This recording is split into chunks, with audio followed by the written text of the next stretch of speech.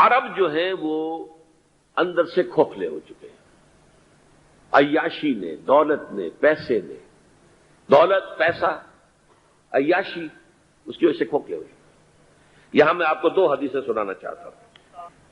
سنن ابن ماجہ کی روایت ہے حضرت ابو ہریرہ سے رضی اللہ تعالی عنہ، قال قال رسول اللہ صلی اللہ علیہ وسلم اذا وقعت الملاحم بعث اللہ بعثا من الموالی هم اکرم العرب فرسا واجودہ سلاحا یوید اللہ بہم الدین، رواہ ابن ماجہ عن ابی ہریرہ رضی اللہ تعالی عنہ۔ جب ملاحم کا دور شروع ہوگا تو اللہ تعالیٰ اٹھائے گا ایک لشکر یا لشکروں پر لشکر موالی میں سے۔ موالی کون ہے؟ عربوں نے جب فتح کیا تھا اس پورے علاقے کو خلافت راشدہ کے دوران، اور پھر وہ لوگ جو ہے، ایک رائے تو یہ تھی کہ انہیں غلام بنایا جائے سارے آبادیوں کو، لیکن یہ کہ حضرت عمر کا اجتہاد تھا، اس کے مطابق جو غلام نہیں بنایا گیا تو وہ موالی کی حیثیت رکھتے ہیں۔ عربوں میں دم نہیں ہے، موالی میں سے لشکر اٹھیں گے کہ جو در حقیقت حضرت مہدی کی حکومت کو قائم کرے گے۔ دوسری حدیث سنیے عن عبداللہ بن الحارث رضی اللہ تعالی عنہ، اور یہ ابن ماجہ کی روایت ہے، قال قال رسول اللہ صلی اللہ علیہ وسلم یخرج الناس من المشرق فیوقعون للمہدی یعنی سلطانہ،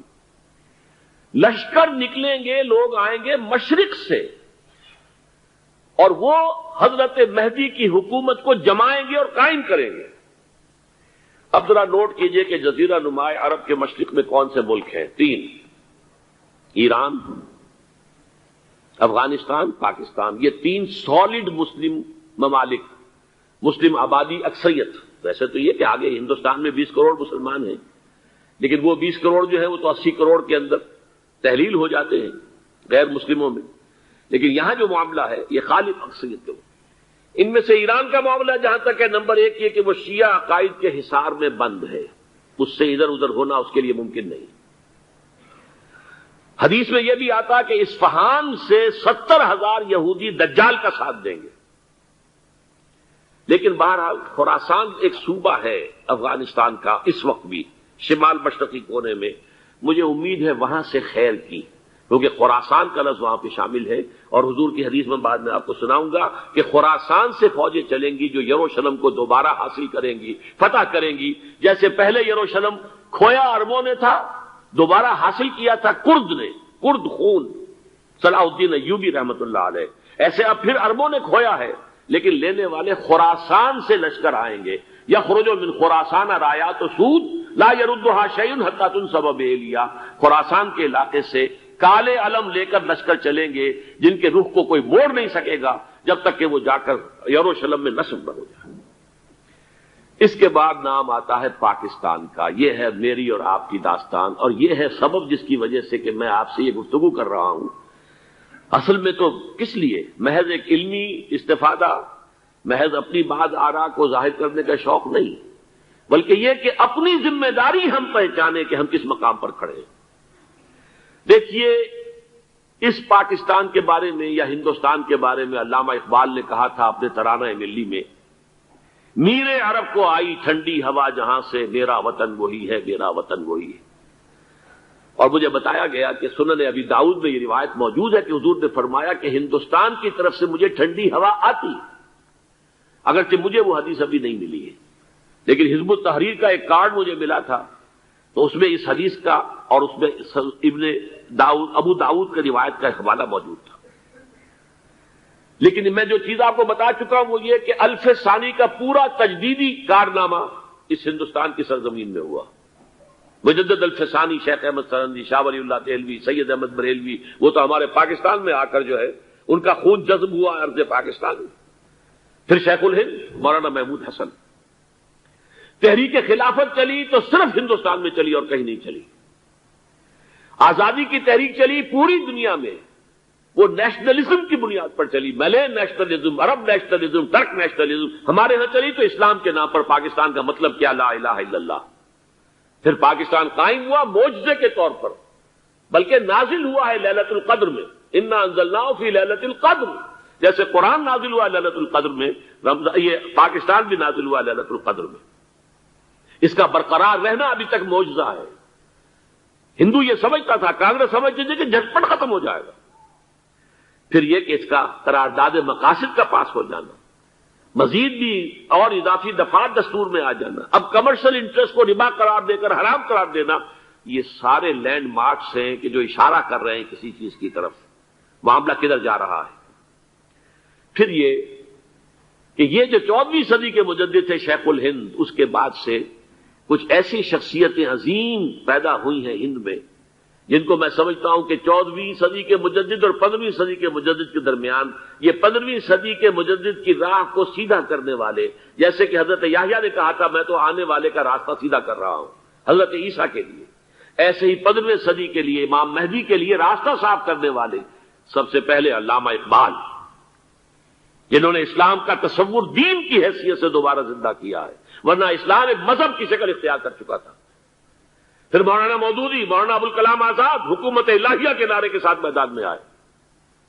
یہ اقبال نے جو تصور پیش کیا تھا اس پر عملی جد و جہد کے لیے حزب اللہ قائم ہوئی۔ نوٹ کر لیجئے 11 برس کا فرق ہے عمر کا علامہ اقبال کے اور ابوالکلام کے، اور 1913 میں جب حزب اللہ قائم کی ہے اس وقت علامہ اقبال کی ملی شاعری اپنے عروج کو پہنچ چکی تھی۔ پھر یہ کہ علامہ اقبال کے بعد تعبیل جو ہے اس کام کی وہ ابوالکلام نے کی، لیکن روایتی علماء کی شدید مخالفت کی وجہ سے وہ بددل ہو کر چھوڑ گئے، کانگریس میں شامل ہو گئے، بساط جو ہے حزب اللہ کی انہوں نے لپیٹ دی۔ پھر مولانا مودودی آئے، انہوں نے وہ ڈور جو ہے اس کا سرا تھاما، جماعت اسلامی قائم کی حکومت الہیہ ہی کے قیام کے لیے، اگرچہ میرے نزدیک یہ کہ وہ انتخابی اور ایک قومی سیاست کی ایک جماعت بن کر پاکستان میں جو ہے دلدل میں پھنس گئی ہے۔ اب ہم اس کی کوشش کر رہے ہیں، تنظیم اسلامی اور یہ تحریک خلافت جس کے تحت یہ جلسہ ہو رہا ہے، یہ ساری چیزیں وہ ہیں کہ آپ کو سوائے پاکستان کے اور کہیں نہیں ملیں گی پوری دنیا۔ معلوم ہوتا ہے کہ پاکستان کو بہت بڑا رول پلے کرنا ہے اس میں، اور اس کے ساتھ اب جمع کر لیجئے افغانستان کی عمارت افغانستان، اسلامی عمارت افغانستان قائم ہو چکی ہے۔ یہ پچھلے 20 سالوں میں جو کچھ وہاں ہوتا رہا ہے اس سے پہلے تصور نہیں ہو سکتا تھا۔ کابل جو ہے وہ تو جیسے پیرس کا تمدن تھا ویسے کابل کا تھا، وہی لباس، وہی سکرٹس۔ یہاں جب آئے تھے شاہ ظاہر شاہ سرکاری دورے پر تو ان کی جو ملکہ صاحبہ تھی ان کے ساتھ وہ سکرٹ میں ملبوس تھی۔ کابل جو ہے وہ بالکل ایک پیرس کی طرح کا شہر تھا۔ آج کابل جو ہے جا کر دیکھیے، علامہ اقبال کے فرزند بھی دیکھ کر آئے ہیں، تو اگرچہ وہ خود میں سمجھتا ہوں کہ خاصے انہیں آپ لبرل کہیں، آزاد خیال کہیں، لیکن اس درجے متاثر ہو کر آئے تھے کہ انہوں نے یہ کہا افغانستان میں جو میں نے حالات دیکھے ہیں کہ اگر 2-4 اور مسلمان ملکوں کے اندر یہ نظام قائم ہو جائے تو پوری دنیا مسلمان ہو جائے گی۔ یہ سب کچھ کیسے ہو رہا ہے؟ یہ آنے والے دور کی جھلکیاں ہیں۔ Coming events are casting their shadows before. یہ سب بتا رہے ہیں کہ پاکستان افغانستان کو مل کر اس میں کوئی عظیم رول پلے کرنا ہے۔ اور اس کے ضمن میں اب میں علامہ اقبال کے بارے میں آخری بات کہہ رہا ہوں۔ علامہ اقبال کے بارے میں عام یہ خیال ہے، انہوں نے اپنے خطبات میں مہدی کا اور نزول مسیح کا، حالانکہ میں کل پڑھ رہا تھا مولانا سعید احمد اکبر آبادی رحمۃ اللہ علیہ کا ایک مقالہ ان کا کہ علامہ اقبال نے ابن خلدون کے بارے میں یہ کہا ہے کہ مہدی کا اور نزول عیسیٰ کا دونوں کا انہوں نے انکار کیا ہے، حالانکہ ابن خلدون نے نزول عیسیٰ کا انکار نہیں کیا، صرف مہدی کا انکار کیا ہے۔ بہرحال علامہ اقبال نے خطبات میں انکار کیا ہے، لیکن یہ کہ اپنی شاعری کے اندر میں چیلنج کرتا ہوں کسی بڑے سے بڑے اقبال شناس کو، ان کا یہ شعر ذرا سنیے: خضر وقت از خلوت دشت حجاز آید بروں، کارواں زی وادی دور و دراز آید بروں۔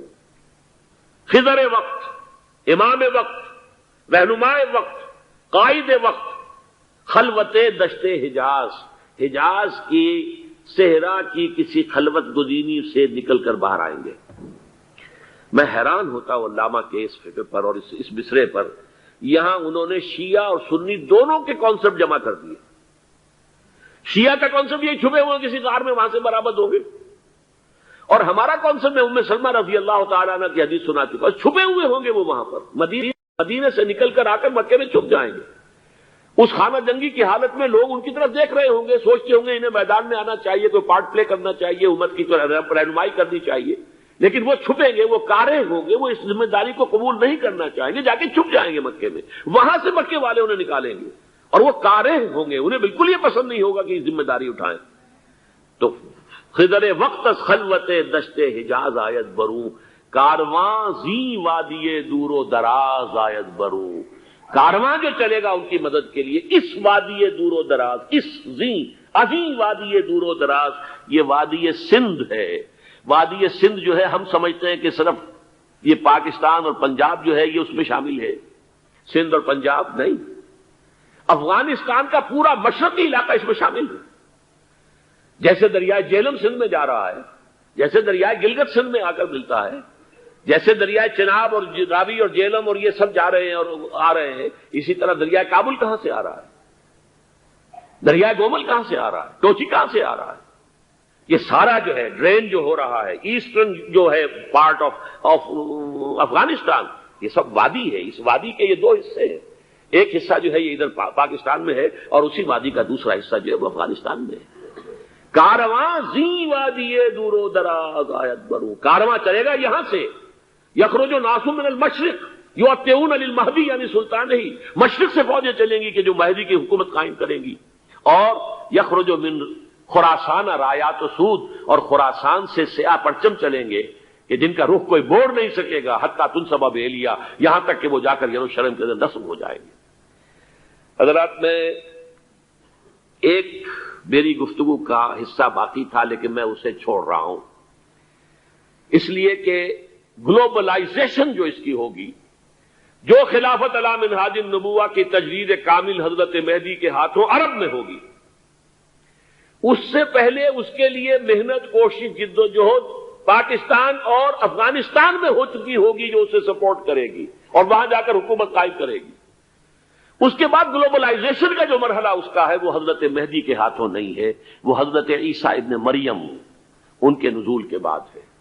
جن کے نزول کے بعد دجال کا خاتمہ ہوگا اور یہودیوں کا استحصال ہوگا، مسلمانوں پر بھی بڑی تکالیف اربوں پر آئیں گی، شدائد آئیں گے، لیکن یہ وہ میں حصہ جو اپنی گفتگو کا آج چھوڑ رہا ہوں اس لیے کہ میں دیکھ رہا ہوں کہ بعض حضرات کا صبر کا پیمانہ اب لبریز ہو رہا ہے، تو میں اس حصے کو پھر ملتوی رکھتا ہوں کسی دوسری محفل اور کسی دوسری مجلس اور نشست پر۔ لیکن یہ کہ امام مہدی کی حکومت قائم کرنے کے لیے کون لوگ آئیں گے؟